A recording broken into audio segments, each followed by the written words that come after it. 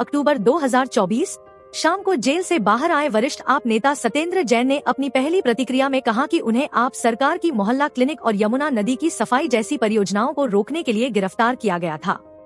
दिल्ली सरकार के पूर्व मंत्री यह भी आरोप लगाया कि देश में आम लोगों को राजनीति में शामिल होने से रोकने के लिए उन्हें और अरविंद केजरीवाल, मनीष सिसोदिया और संजय सिंह जैसे आप नेताओं को गिरफ्तार किया गया था। उन्होंने आरोप लगाया कि उनकी गिरफ्तारी श्री केजरीवाल को बदनाम करने की कोशिश का हिस्सा है, जो यह सुनिश्चित करने के लिए कड़ी मेहनत कर रहे हैं कि सरकार आम आदमी के लिए काम करे, न कि कुछ चुने हुए लोगों के लिए।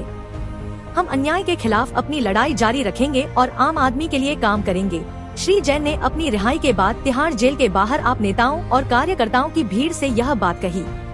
तिहाड़ जेल से बाहर निकलते ही श्री जैन ने श्री सिसोदिया और श्री सिंह को गले लगाया और इंतजार कर रहे समर्थकों की ओर हाथ हिलाया। इससे पहले दिन में दिल्ली की एक अदालत ने शुक्रवार 18 अक्टूबर 2024 को मनी लॉन्ड्रिंग मामले में आप नेता और दिल्ली के पूर्व कैबिनेट मंत्री सत्येंद्र जैन को मुकदमे में देरी और उनकी लंबी कैद का हवाला देते हुए जमानत दे दी।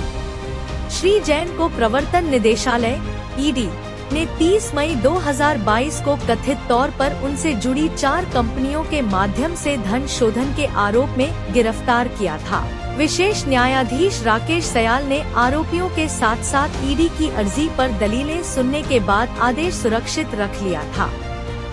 श्री जैन के वकील ने अदालत से कहा था कि उन्हें आगे हिरासत में रखने से कोई उद्देश्य पूरा नहीं होगा।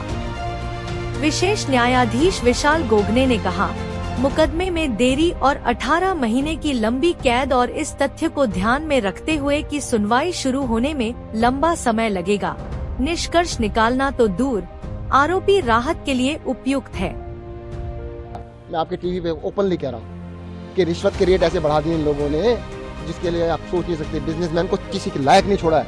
वो ना कहते हैं किसी को कुछ कह नहीं सकता, काम धंधा नहीं कर सकता है। इस देश में हो क्या रहा है?